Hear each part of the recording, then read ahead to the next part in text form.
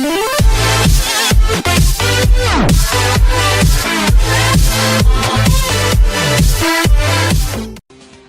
O'Reilly Factor is on tonight. The FBI, they are reopening the case into her criminal and illegal conduct. We've heard these rumors. We don't know what to believe. That's why it is incumbent upon the FBI to tell us what they're talking about. A stunning turn of events. The FBI announces it is reopening the investigation into Hillary Clinton's private email server because of what may have been found on the cell phone of disgraced ex-Congressman Anthony Weiner. Bill O'Reilly will have the latest on this shocker. The criminal investigation of Hillary Clinton, the former Secretary of State, is back on. And as the polls show the race tightening, will this news give new life to the Trump campaign? We are going to win back the White House. Caution, you're about to enter the no spin zone. The Factor begins right now.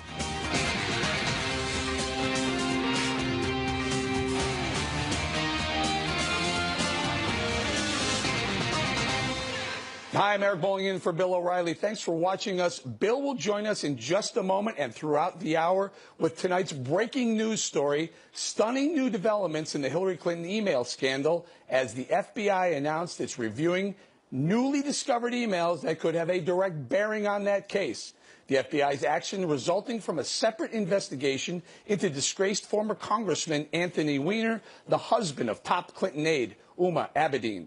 Weiner is under federal investigation for allegedly sexting an underage girl in North Carolina.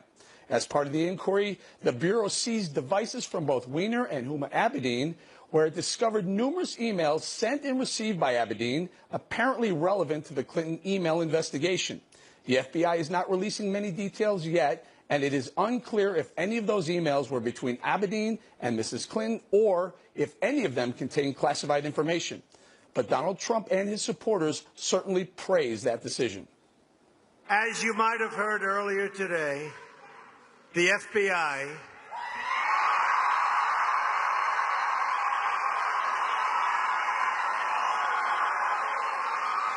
after discovering new emails, is reopening their investigation into Hillary Clinton. I have great respect for the FBI for righting this wrong. The American people fully understand her corruption, and we hope all justice will finally be served. And just a short time ago in Iowa, Hillary Clinton addressed the news for the first time. The director himself has said he doesn't know whether the emails referenced in his letter are significant or not. I'm confident, whatever they are, will not change the conclusion reached in July. Therefore, it's imperative that the Bureau explain this issue in question, whatever it is, without any delay. Now, you may remember that on July 5th, the FBI Director James Comey recommended no criminal charges be brought against Mrs. Clinton, despite saying she was, quote, extremely careless in her handling of classified information. Then, over the Labor Day holiday, he released documents that led Bill O'Reilly to question Comey's entire handling of the case. Take a look. I have revised my opinion on Director James Comey because he released some very important information about Hillary Clinton last Friday afternoon before Labor Day when few would see it. That was a political move, and even though I gave Mr. Comey the benefit of the doubt in the email investigation itself, I can no longer do so. He's lost all credibility. I mean, when he loses me, and you lost me, Mr. Comey, I'm gone, all right? I don't believe you should be running that agency any longer. I don't believe that this is an honest investigation. I believe that this is political. I believe they never wanted to find out what happened. It's obvious the FBI booted the investigation, I believe intentionally now. The campaign itself, the Hillary Clinton machine itself, is admitting this is bad and they've got to do something. And Comey doesn't think it has anything to do with the investigation. It has. Everyone knows Hillary Clinton did not tell the truth about her email. With the exception of one person, James Comey. Joining us now on the phone is Bill O'Reilly. So, Bill, we just heard your analysis of FBI Director James Comey. How did you know Comey booted the investigation? Well, it was quite apparent that you have a series of events, and it is circumstantial evidence, but so much circumstantial evidence, that Comey did not want to make this indictment. But the big smoking gun is that Comey did not call for a grand jury. I have spoken to dozens of FBI agents, both retired and in the service now. To a man, they say that is extremely unusual in a complicated case like this. So now what you have is you have a political portion of this today, and then you have a legal portion. Let's take the politics first, Eric. If you look at the new Fox News poll, the enthusiasm deficit between Trump and Clinton is about 8%, 7%. That means that 7% of Trump supporters are more enthusiastic to vote than Hillary Clinton. Keep that in mind. Anything like this erodes enthusiasm for Hillary Clinton. All right, now our hardcore people are going to vote for her, but we're talking independents and we're talking Democrats who don't particularly like or trust her. So that enthusiasm level drops, and what happens then? Lower turnout. All right, so that's what happened today politically. So Trump seizes upon this, and if he doesn't blow it in the next 10 days, which he could, his message should be, she's corrupt, and if you elect her, there's a chance she may be indicted while she's the president. Because the situation is fluid. It's fluid. Comey made a huge mistake by not calling the grand jury, because the grand jury of folks, regular Americans, would have then heard the evidence that Comey himself decided wasn't enough to indict because she didn't mean it. Now, let's get on to what was found today. Uma Abedin is one of Hillary's best friends. So you've got to know that they were emailing all the time, all the time. She had 3 servers, and she had 1 server, and Weiner had 3. You got to figure that Abedin passed some of Hillary's stuff on to her husband, Weiner. All right? That's why Weiner is involved.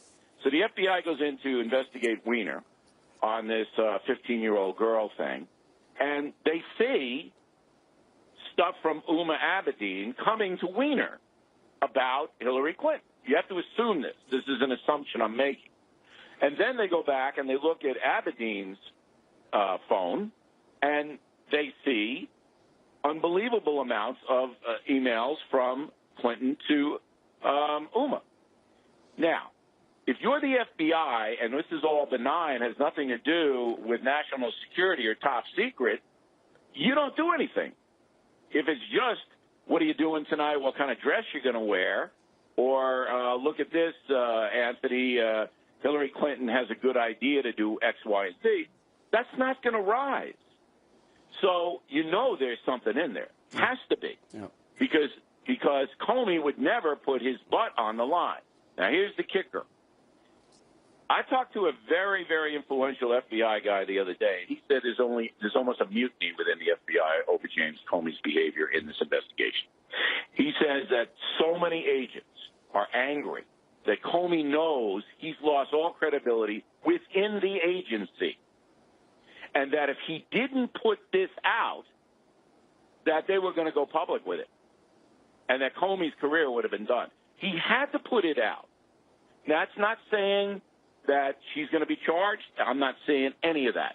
What I am saying is that the FBI rank and file do not like the way James Comey conducted this investigation, do not feel it rose to the FBI standards, and this new stuff is enough to reopen the investigation, which is devastating for the Clinton campaign. Devastating. First, on a scale of 1 to 10, I'd like you to weigh in politically, forget legally for a second, but politically, scale of 1 to 10, you got to push it up towards the 8, 9, 10 area, especially with just 11 days left to go before the election. It's hard to say because the candidates are so polarizing. But I do, as I said in the beginning, I think it's going to suppress turnout for Hillary Clinton. People are just going, I've had enough. I don't want to vote for Trump, but I'm not going to go vote for her. And she needs a big turnout in states like Pennsylvania and New Hampshire.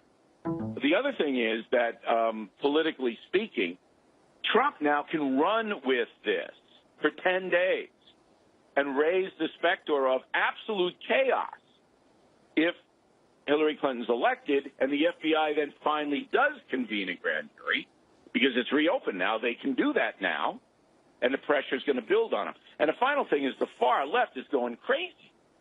They're going nuts. They're accusing Comey of all kinds of things. Comey was their best friend up until 3 hours ago. Now he's the devil. Yeah. And so you're seeing this unbelievably visceral reaction. I must say that Hillary Clinton was smart today in what she did. That was a smart play. Hey, get it out there, because she knows the FBI is not going to get it out there. This is a very interesting point you make, that she did go to the podium. She said, first of all, she said that the emails, they're factored in already. A lot of people on the right would disagree with that. But it's very interesting that both Hillary Clinton and Podesta today have said, get these emails out. We'll let the American public know. But so is Pence. That's a smart play. But because so is they know Pence. They're not going to get them out. But one of them's going to lose in that. Right. One of them's going to be a loser in that. If they bring it out now, someone's going to lose. Who loses? Well, they can. They can. If you're an FBI, if you're an investigative agency, you have to compare those emails to other things that she said, Hillary Clinton has said. You've got to do a whole bunch of things before you arrive at any conclusion. You can't just throw them out there. That's trial by media. But Hillary Clinton now, what can they do?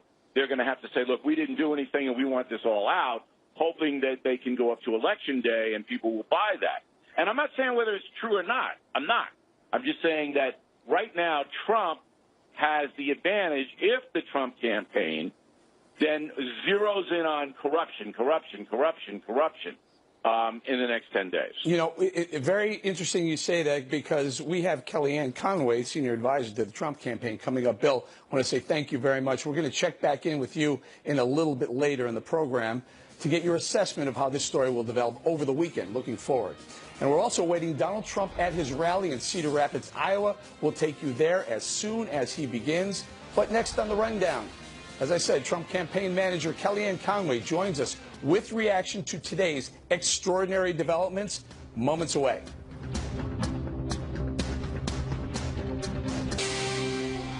In the Impact segment tonight, the Trump campaign's reaction to today's news that the FBI is looking at newly found emails that might impact the Hillary Clinton email case. A Donald Trump rally is set to begin momentarily in Cedar Rapids, Iowa. We'll go straight to it when Trump takes the stage. But in the meantime, joining us now from Trump campaign headquarters in New York City, his campaign manager, Kellyanne Conway. Kellyanne, Hillary Clinton, about an hour ago, said this is factored in, this email, this new reinvestigating Hillary Clinton. Is it factored in for the voters? No, it's not weak spin on her part. And the reason it's not factored in is it's a separate investigation. And it also presumes that people in her orbit did not turn over every device they were asked to turn over. So maybe there are one or two still out there. It's reported today that it'd be a device with Huma Abedin, one she shared with her husband, Anthony Weiner, who's under investigation for sexting, as you know. And it also, the idea that somebody who is seen by 2/3 of America as not honest and not trustworthy would say, oh, voters have already factored this in, I'm good, really shows how out of touch she is with her major problems in winning this race. If you have people who are already questioning your veracity, questioning your fitness to lead, if you're under your second FBI investigation in the same year, then you do have a problem, a corruption and ethics problem. And that's really been dogging her all along. We know that. When you look at who the undecided voters are in the Fox News poll from last week, Eric, they would be Trump voters. They're 13% independent, 10% white men and white women without a college degree, 9% rural voters, and 7% of undecided overall. They will come home to Donald Trump when they hear things like this, because they'll say, you know what, I'm already reluctant and hesitant to vote for Hillary Clinton, and this confirms my worst suspicions. Plus, Donald Trump's out there talking about defeating ISIS, creating jobs, renegotiating really bad trade deals, and repealing and replacing Obamacare. This is what I want to ask you. So you've had a couple of major gifts thrown into your lap this week. You have the White House acknowledging the fact that Obamacare premiums are skyrocketing, and then you have this. How does Donald Trump stay focused on message and not chase a rabbit down the rabbit hole? Well, he is. He's about to give his third of 3 speeches today where he talks about repealing and replacing Obamacare. He talks about specifically about the hike in premiums, somewhere like in Arizona, maybe even more than 100% increase hike. Other states like Pennsylvania, New Hampshire, North Carolina, they're coming out with what their hikes will be. And Obamacare is still the best example we have of how intrusive, invasive, expensive, and expansive the federal government becomes in our lives. And he's out there talking about that. He's out there talking about creating 25 million jobs over 10 years, unleashing energy independence, reducing taxes across the board, including for middle-class families, elder care, child care, tax credits. I mean, this guy has many different policy plans if people actually want to go and read them. And you've got Hillary Clinton playing defense with 11 days to go. A woman who reportedly did focus groups and polling 2 years before the election is not going to be able to figure out a plan B here, I promise you. And you're a pollster, too, by trade. Is this enough to change the momentum to tighten the polls or even flip them? Well, the momentum has been changing. Our internal polls this week showed great improvement, particularly among self-identified Republicans, soft Republicans, independents, and a couple of other groups who were in the more undecided category, say 2.5 weeks ago.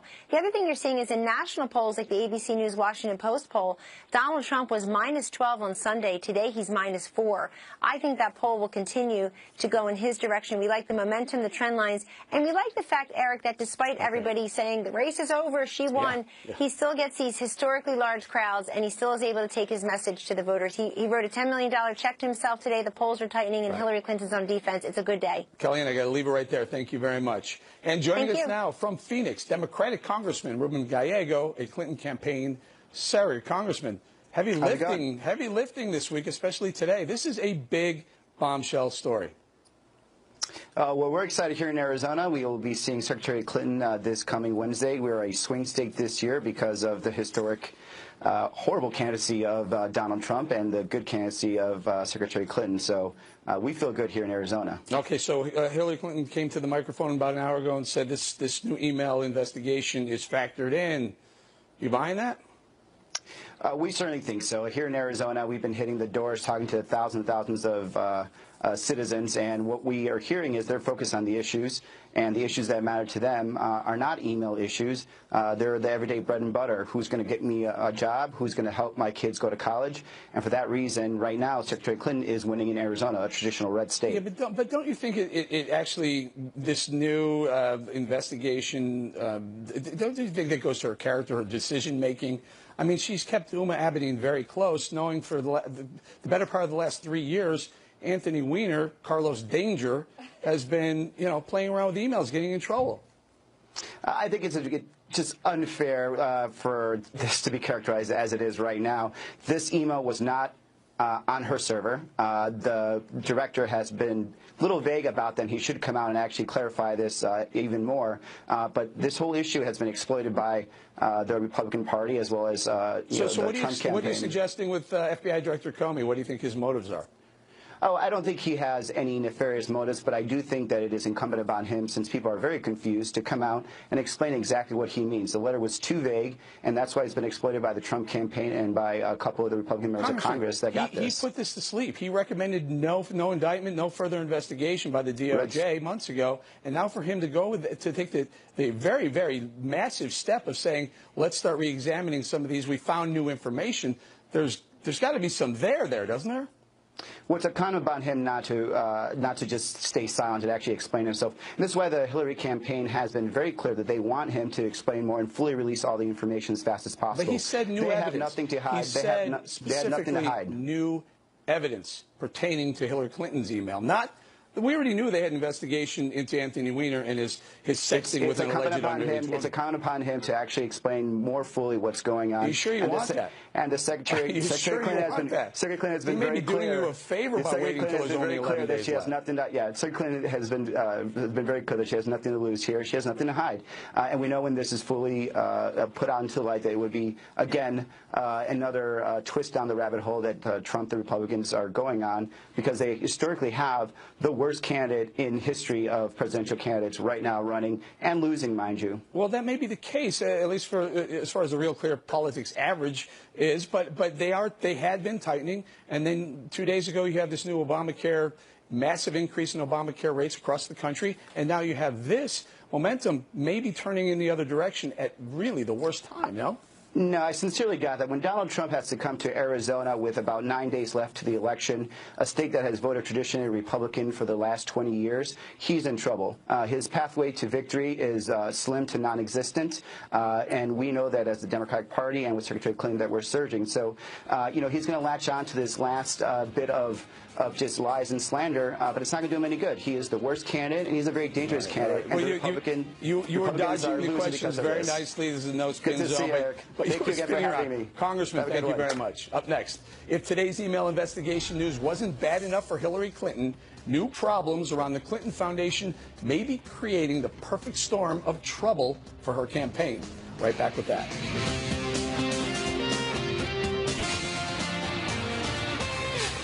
In the Factor follow-up segment tonight, on top of the FBI returning to an inquiry of the Hillary Clinton email scandal, Mrs. Clinton is also being haunted by troubling questions about how the Clinton Foundation is being run.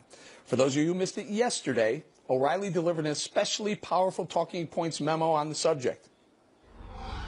Hackers have released new information taken from emails stolen from John Podesta, Hillary Clinton's campaign chairman, that show the Clinton Foundation is run more like a business than a charity. This man, Douglas Bann, was a top fundraiser for the foundation, but at the same time, he was running a company called Teneo and booking speeches for Bill Clinton. So Mr. Bann was a very busy guy. Not only did he bring in millions of dollars to the foundation, he set up millions of dollars in speaking fees for Bill Clinton and a hefty income for himself, consulting with some folks who donated money to the foundation. It's a tangled web, but you get the picture. Money went to charity, money went to Bill Clinton, money went to Doug Bann. In addition, Factor has studied the 2014 tax return from the Clinton Foundation, the latest available. According to this document filed with the IRS, millions were spent on non-charitable expenses. In 2014, the Clinton Foundation received $338 million in revenue. Wow. 64% of that money went for charitable purposes. The rest was either saved, spent on administrative expenses, or invested. Including in the expenses are lavish salaries for Clinton pals. Then CEO Eric Braverman received $532,000 in total compensation. Not bad. Bruce Lindsay, almost $400,000. Mark Gunton, $314,000. Maura Paley, $284,000, and Dennis Chang, almost $270,000 in total compensation. In addition, Bill, Hillary, and Chelsea Clinton used private jets to fly around on foundation business. That's legal, but rare. Charities usually use scheduled airlines to save money. To be fair, Mr. and Mrs. Clinton are very high-profile people. Secret Service agents are needed, but there's no question the private air travel afforded them an opportunity to do whatever they wanted to do and go wherever they wanted to go. That is a huge advantage for a politician planning to run for president, is it not? Talking Points believes the Clinton Foundation is a joint venture, business, political, and charitable. The Clintons figured out how to accomplish all three things under the foundation banner. It is left to you, the voter, to decide whether that is ethical. One footnote, I run my own charitable foundation named after my parents. I take nothing. No salary, no travel, no expenses. Bill, Hillary, and Chelsea Clinton do not take salaries, but they certainly have benefited from the money the foundation has received and the transactions that go back and forth. And that's the memo. Wow. Now, in addition to the new chapter in the email investigation and the questions about how the Clinton Foundation is operating, the conservative advocacy group Judicial Watch is filing a lawsuit asking the FBI to release records about a meeting between Bill Clinton and Attorney General Loretta Lynch on an airport tarmac over the summer. Joining us now from Washington to weigh in on this cauldron of controversies, Tom Fitton, the president of that group, Judicial Watch. Tom, so the big question, you want to know what took place between Bill Clinton and AG Loretta Lynch in Arizona on the tarmac, on the airplane. How are you going to get that information? Well, assuming it wasn't recorded, presumably they went into crisis mode once it became exposed and discussed what went on and how they were going to handle it. And I think that would be illuminating and educational for the American people to know about that meeting that the Attorney General admitted cast a cloud over the criminal investigation of Hillary Clinton, a cloud that I don't think has been lifted, and it certainly isn't helped when they're in cover-up mode over it, and we had to go to federal court to get this basic information. They completely ignored our request. Mm-hmm. And I think at one point Bill Clinton said they talked about golf. Well, you know, I think it would be interesting to see what government documents have that record what was talked about. Did Attorney General Lynch report what was talked about to her colleagues so they could handle the press and media and congressional inquiries? That's what we want to know. Why are they withholding it from us? There's not a lot of documents, I can imagine. It's a cover-up, and that's why we're in federal court. And we're going to ask a federal court to require them to turn this over. All right, let's talk a little bit about Bill O'Reilly was talking about, Doug Band, the Clinton Foundation, and there was a group called Teneo. It was basically a PR/lobbyist group, but acted as a broker between Bill Clinton and some high-profile, some big-time CEOs and some big corporations. I'm thinking Dow Chemical. $19 million went into the coffers and ended up in Clinton's ledger. And also this group, the Laureate University, a college that paid him somewhere around $17 million to be an honorary chancellor. Your thoughts? Well, we asked for the document on what Bill Clinton was getting for all that money from that university, that private university. The State Department blacked out what Clinton was getting paid to do. I think I would expand Bill's definition of the racket that was going on to include the State Department, because the foundation donors, folks working with this Doug Band and Bill Clinton, were getting favors from the State Department. So that was part of the system of taking care of these people who are not only going... Wait, let's talk about that. Well, the head of Dow Chemical, for instance, was involved in shepherding Clinton over to North Korea on behalf of the United States government to help someone get out of North Korea, supposedly. You've got other companies who were giving money to the foundation, including a corrupt Nigerian billionaire, trying to get special favors from the State Department and getting special consideration via Band and Yuma Abedin. And by the way, Clinton getting this money, Bill, either speaking fees or business deals as a result of the foundation, raises some ethical questions and legal questions about how the foundation was being misused for personal benefit. Pay to play. But Hillary was benefiting indirectly as well. They're married. The money's going to her coffers as well. Pay to play. I mean, is this the technical definition of an illegal pay to play scheme? Well, you know, there's the pay to play with the State Department. But when you start using a foundation's donors and a charity as a way to line your own pockets and to use that to promote and gain benefits for you personally and to your business, that's not allowed under the rules. Okay, and that's an important distinction. A lot of people would say, hey, you know, he was selling his brand, he was selling his speeches and whatnot. But when you bring the State Department in, when you bring the taxpayer-funded State Department in, it changes the rules a little bit. Tom Fitton, sure. I'm going to have to leave it right there. Thank you very much. Thank you.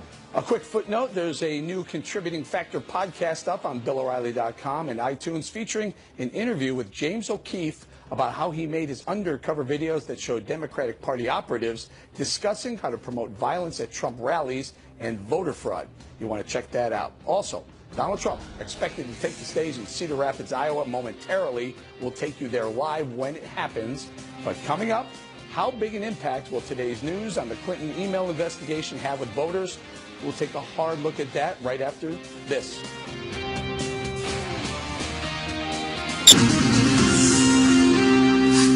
In the Unresolved Problem segment tonight, the political fallout from the Clinton email investigation. How much sway will this have on voters with just 11 days until the election? Joining us now with reaction from my hometown, Chicago, Tom Bevan, executive editor of Real Clear Politics, and with us in New York in studio, Jessica Tarlov, a Democratic pollster and strategist. Tom, hometown Chicago.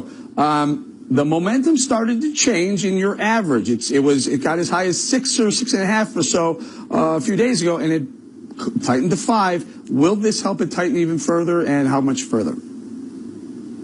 Well, it's hard to say how much further. I mean, I think it will tighten. The one sort of defining feature of this election is whoever's been under the spotlight has suffered, because it reminds the public about all the worst things that the candidates, all the worst perceptions that the public has about that candidate. Donald Trump was under the spotlight pretty intensely for the last couple of weeks. Now it's shifted. Hillary Clinton is under the spotlight here with just 11 days left. And so given what we know about this race, that's not good news for her. And I think we probably will see the polls tighten, but hard to say how much at this point. All right, Jess, October surprise. We had a oh my God. And there's still 3 days left. I wasn't ready for this at all. It was not a great day. Yeah, I agree with what Tom just said. We can't know how much. I think they will continue to tighten. We know that at this point in the 2012 election, Obama was just up 1 point on Romney and then came back to win by 4. I always thought it was going to be close, kind of that she was going to win by 2 to 4 points, and it looks like that's still possible. But there's no doubt that this wasn't good, and also something they were completely unprepared for. And I think you're really seeing that. I think John Podesta put out a good statement. I think Hillary did the best that she could, saying, I want to know what this is about. James Comey, if you're going to say it, tell us what it is. But Donald Trump, he's been on message for the past few days, and keep hammering this and Obamacare and the economy, and you got yourself a ball game. Tom, talk to us a little bit about these undecideds. I mean, clearly she hasn't hit a 50% mark on any poll, maybe one poll or so. She keeps polling around 45%. He's around 40 or so. That tells you there's a lot of people who are still undecided. Maybe this is the kind of information they need to make a decision. Sure. I mean, there are some undecideds, and this will certainly affect their decision. Independents, another group that had been with Trump, had swung back to Hillary. But also Hillary voters, the folks that are kind of iffy on her, that had moved in her direction recently over the last couple of weeks, the folks who aren't thrilled with her, millennial voters, for example, but who are sort of fleeing Trump. This reminds them why they don't like Hillary. And so if it softens up her Democratic support, that's going to be a problem for her, especially in some of these swing states. Yeah, Jess, at the podium, she said that this email scandal is, quote, factored in. I have to push back on that. I think this is big news. Also, when asked, she was leaving the press conference, a reporter asked her about the scandal, and she kind of defiantly laughed it off, allegedly. This is what we're hearing. Yeah, and she didn't answer whether she talked to whom. Is this the right way to be handling this? I really do think she needs to be ready to talk about it. I don't think that there should be little snippets, and I think we do need more information. But I do agree with what Tom just said about the independents, and also with millennial voters who were interested in Gary Johnson because they wanted a third option, and they had moved towards her. It is possible that they could move back. But I want to say also about the polls tightening, what happened there is there were Republicans and Republican-leaning independents who became disenchanted with Trump when all the sex assault talk happened. So they moved away from him, and now they're moving back. So this is the race kind of going back to where it was before that tape dropped. Tom, I got to go. Just very quickly, have you seen a poll tighten 5 points on the average with 11 days left before?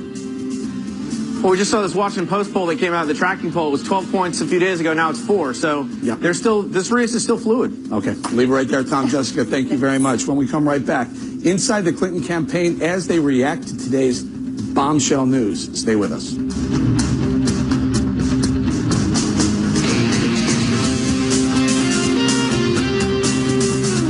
Favorite shows on Channel 114, plus every story, every 15 minutes. Fox News headlines 24/7, Channel 115. The O'Reilly Factor, the #1 cable news show for 16 years and counting. Thanks for staying with us. I'm Eric Bolling in for Bill O'Reilly. And in the Campaign 2016 segment tonight, how the Clinton campaign is responding to today's FBI bombshell, an October surprise few saw coming. Joining us now from Washington, Fox News Chief National Correspondent Ed Henry, and from Des Moines, Iowa, Fox News Correspondent Jennifer Griffin, who's covering the Clinton campaign. Jennifer, I want to start with you because right after Hillary Clinton left that press conference where she said this is factored in, the emails are factored in, she was apparently stepping off stage, reporters heard her defiantly laugh when asked about this email scandal. Well, it's really interesting, Eric. At first, we weren't sure whether she was going to address the scandal at all. She had been at 2 campaign stops. She didn't address it in her prepared remarks. Then she held an impromptu press conference, took about 3 questions from the traveling press. And as she was leaving, the NBC reporter shouted a question to her and said, "Do you think this will sink your election?" And she threw her head back and she laughed defiantly. She did not answer the reporter. But earlier in the press conference, what she said is that the FBI had not contacted contacted her. She did not know what they were referring to. They don't know. She would not confirm whether it was, in fact, as we've been reporting all day, based on a law enforcement source, that it was 4 devices that were taken by the FBI as part of that investigation into Anthony Weiner's alleged sexting with an underage girl. One of those devices, I was told, belonged to Huma Abedin. There are some reports that one of the devices was also a shared computer used by Anthony Weiner and now his estranged wife, Huma. Huma was traveling with Secretary Clinton today, but we did not see her in the rally behind me here at the gymnasium. Again, she took just a few questions, and she was defiant in her tone. She called on the director of the FBI to release what he knows, because she felt with 11 days left, the voters need to know what he has. Yeah, and Ed, the political fallout is what? I mean, it feels big. I mean, all the networks are covering this wall to wall because this is a big story. Yeah, I mean, it's hard to tell, but one clue, I think, that they're nervous in the Clinton camp is everything Jennifer just reported. She actually took questions. She hates dealing with the press. She hates taking questions. Yes, she's done it a little bit more lately, but she's winning right now in most polls. It's not done, but she's winning. So she could have tried to run out the string for the next 11 days. But they know, as you say, Eric, this is a big deal. So they're trying to, sort of blunt the damage from James Comey by getting her out there and pushing back. But some of what she said in the news conference, we should pick apart. It rings hollow. She challenged the FBI to put it all out there. We want the facts. We want more information. If Hillary Clinton wanted information out there, why is it taking so long for her to explain the server? Why was the server kept secret literally for years, Eric? That's hard to square. Yeah, and Jennifer, I cannot imagine. Now, you reported that she was on the airplane, Hillary Clinton was on the airplane, but the internet was down. She didn't know this bombshell was coming until she hit the tarmac, and reporters said, hey, what's going on? Well, exactly, and the reporters traveling with her didn't know either, because the Wi-Fi was down for all of them. And so when she came out of the plane, and the pool reporter, Tamara Gitt, our embedded reporter, shouted a question saying, what had she been contacted by the FBI? She just smiled and waved. And at first it looked like she was just trying to ignore the press, but it really does seem like they were caught unawares. She also made a political point that she said that the letter was addressed just to the Republican heads of committees on Capitol Hill, the Intel Committee and others, but we know that, of course, it went to both sides, also House and Senate. Jen and Ed, I got to leave it right there and say thank you very much. Thank you. And no Friday night of mine would be complete without Geraldo Rivera, who joins us live from Arizona right now. Geraldo, what do you make of everything that's happening today with the FBI re-examining the investigation? The odd couple, me and you. And, specifically, I want to get your response to the Anthony Weiner connection specifically. Oh, Anthony Weiner disgusts me. Actually, disgust is how I've responded to this whole renewed, bombshell here. Until about noon today, James Comey, the FBI director, was the devil of the right and the hero of the left. He made his announcement that the case was reopened. Suddenly, that's flipped. So everybody that was saying James Comey is in the tank for Hillary Clinton is now suggesting that James Comey is trying to influence this election. It was a bombshell, mainly because the FBI has a tradition of not interfering with the electoral process. Here we're 11 days from the most significant election in our lifetime, maybe, and the FBI is intruding in this way that I think is very, very profound. I think that there must be some there. I can't imagine that Comey would do something so unprecedented, so extraordinary, if at least the preliminary assessment of these emails but what do you think show something that was significant. I mean, do you think it's that there's some classified material, or does it get bigger? Because, as you know, to start re-examining a case that they kind of put on ice for a while would take something fairly explosive. Well, I have no idea, but I mean the whole notion that Huma Abedin would allow this sleazy pervert husband of hers access to her computer and presumably access to communications Huma had, confidential communications with the Secretary of State, is mind-boggling to me. But I have to say this about James Comey: this is the biggest cover your ass I have ever seen in modern politics or law enforcement. He was battered by the criticism from O'Reilly and others, And now he is responding. He saw this maybe late yesterday, early today, and said, oh, my God, I'm not going to sit on this for 11 days. I'm going to release it the day after the election. People are going to lynch me. You don't even give him the credit that he found some information and decided to be transparent and bring it to the market or bring it to the news when he found it. You're saying there's some sort of political motivation in this? We're a nation of tradition. And the fact that the director of the Federal Bureau of Investigation would release something like this 11 days before the election is mind-boggling. You should have waited? You're not suggesting he should have waited 11 days?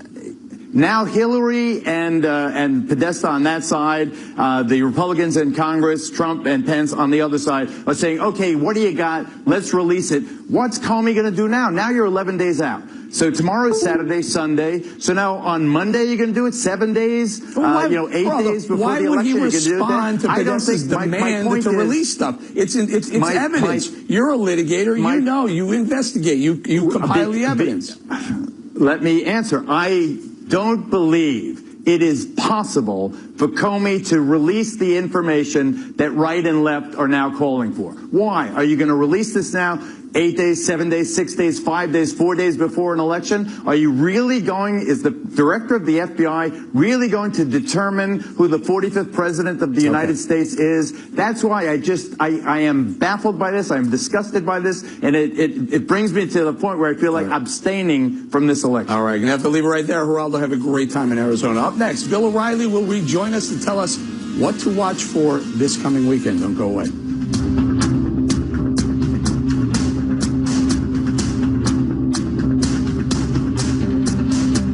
In the Back of the Book segment tonight, Bill O'Reilly joins us now on the phone to tell us what to expect this coming weekend. Bill, every day something new. What do you think is going to happen this weekend? Well, I want to tell everybody I had to have a medical procedure today, which is why I'm not there, but I'll be back on Monday. I was surprised with Geraldo because it comes down to this. The American people want to know what happened or not. Do they want justice or not? I'm not convicting Secretary Clinton of anything.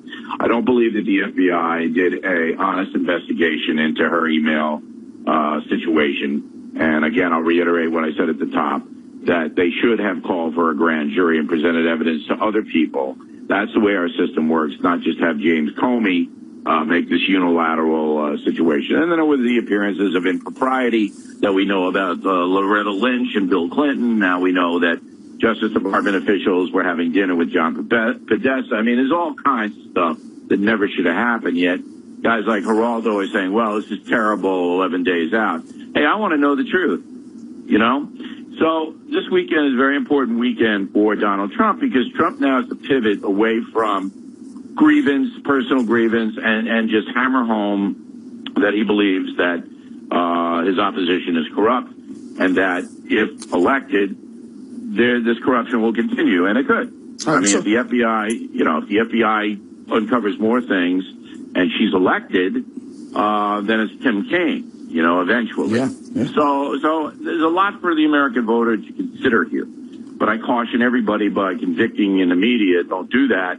But there's going to be a lot of new stuff coming out, that's for sure. Yeah, you have a very large number of undecideds. As we point out, Hillary Clinton is failing to hit 50%. So Trump has an opportunity right now. He's got to mix a cocktail of what he's going to talk about over the next few days, being emails, Clinton Foundation, and Obamacare prices. How do you do it? How do you mix that cocktail? What parts of Well, I would if I were Trump, I would do some national media and, get as much exposure nationally as possible. He's not going to be able to campaign in the last 11 days all over the country. He's got 4 or 5 states he's got to go to. But he can make his case in the media. I mean, he's always happy to have him. And then he's got to brush off the questions about his personal resume. He's got to say, listen, there's something more important here. And it's not so much the undecideds, it's the independents. That's what you saw in all the polling this week. The independents started to shift over to Trump. For one reason or another, and now with this tremendous FBI exposition tonight, you're going to have people going, hey, maybe I don't want to do this. Maybe this is too risky for the country. It's all speculation, but there's a lot of stuff going to be happening in the next 3 or 4 days, and then you'll have the new polling starting to come out Monday and Tuesday, which we'll see if the FBI thing registers among the folks. Mm-hmm. Very quickly, you see this stepped-up momentum, you see this step-up enthusiasm in his rallies now. Yeah, but I'm not. Look, Trump's supporters are very rabid. It really doesn't mean much. And, I want everybody to go to BillO'Reilly.com over the weekend. We'll be updating everybody on the message boards and all of that. And I appreciate you being in for me, Eric. And thank you for calling in, Bill. We really appreciate that. That's it for us tonight. Thanks for watching. I'm Eric Bolling in for Bill O'Reilly, who will be back on Monday. And please remember, the spin stops right here because we're looking out for you.